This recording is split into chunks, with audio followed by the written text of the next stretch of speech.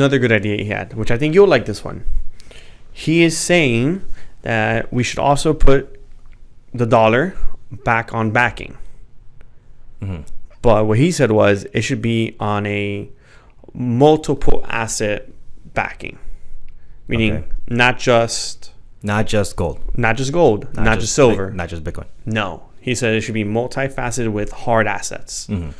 He also said currently where Bitcoin is, it can't be Bitcoin. Like Bitcoin's volatile. Bitcoin can't be part of it just because it's too volatile. But he can't be part of it. No, not right now. It's too volatile. Mm-hmm.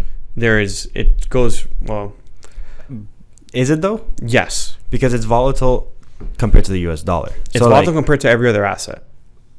If you're going from $69,000 to $15,000 within a span of 3 months, there are very few assets that are going to depreciate in value in that speed. Oh no, I don't think there's many assets. That's the argument he said. Okay, essentially, I have a counter to that. I think that's bad, but continue.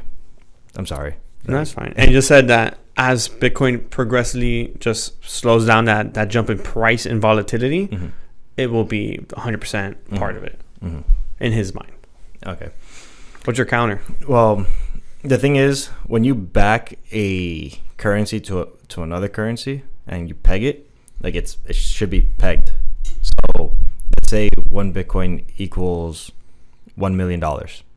If you have, or $100 million in this case, a dollar is sat. If you have 100 million Bitcoin, then you could print out $100 million. That's it. It's backed. There's no fluctuation there.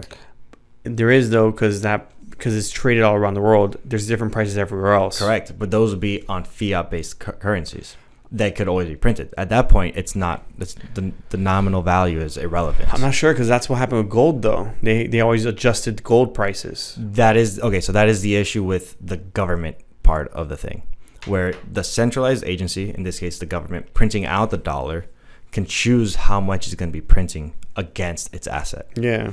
If there's a fixed price, then there's a fixed price. It's just the government's reliability on keeping that price fixed. Yeah, but we wouldn't be able to.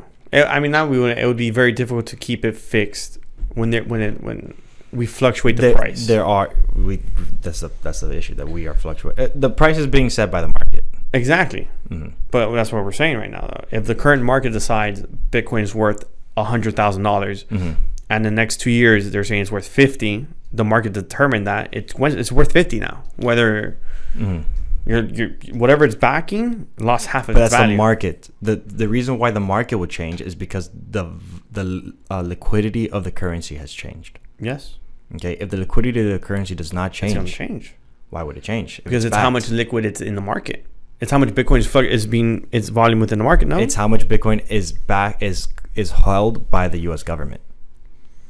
In this particular case, if the government wants to have a dollar pegged to Bitcoin or to gold, it needs to have that amount asset, of gold and it needs to have that asset there.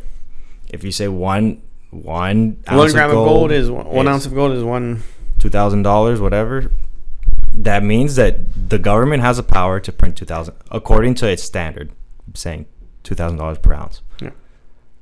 If the government chooses to change that standard, that's where it loses its trust, its reliability. It's like, okay, cool. Now this is what happened with Nixon. It's like, oh, Nixon changed the price of gold from, I think it was $1.70 to 87 cents or something like that. It's like they could print out more gold, they could print out more dollars per gold that they have. So that devalued the dollar.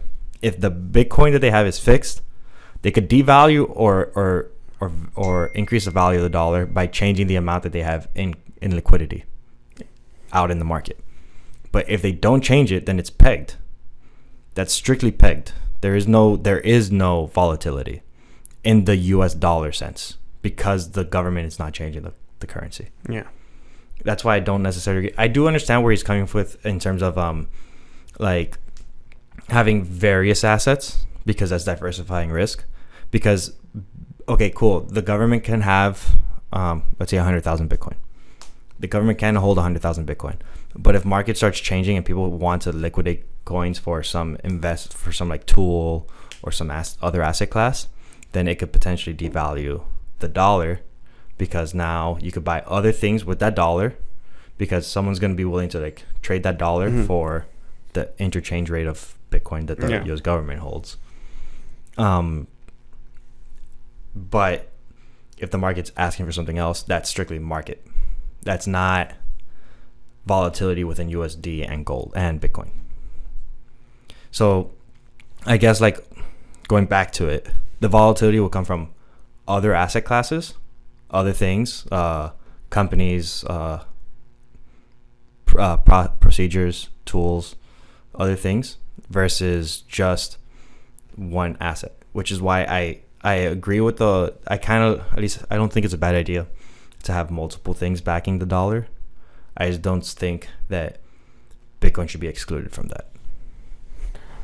I don't know. If you just said that the price would fluctuate, if people are trading it, the price, it would cause it to fluctuate. Okay, but that happens no matter what.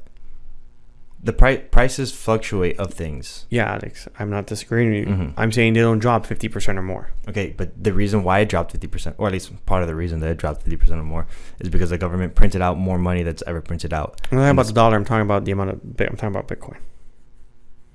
Bitcoin's fixed. The amount in circulation is, but not the price that people are trading it at. That price is changed because of the liquidity of the U.S. dollar. It's not just the U.S. dollar. It's not just the U.S. dollar. That's correct. It's all the market. It's everyone who's buying and trading it. It is everybody that's buying and trading. So I'm saying the more people who buy and trade it, if there's less demand or more supply in whatever situation, it will cause the price to fluctuate more. I mean, yeah, that's a given. I'm just saying that I'm not disagreeing or agreeing. I'm just saying it's a 50% drop would affect the value of the dollar currently if it changes price within the rest of the market. Even if ours is fixed.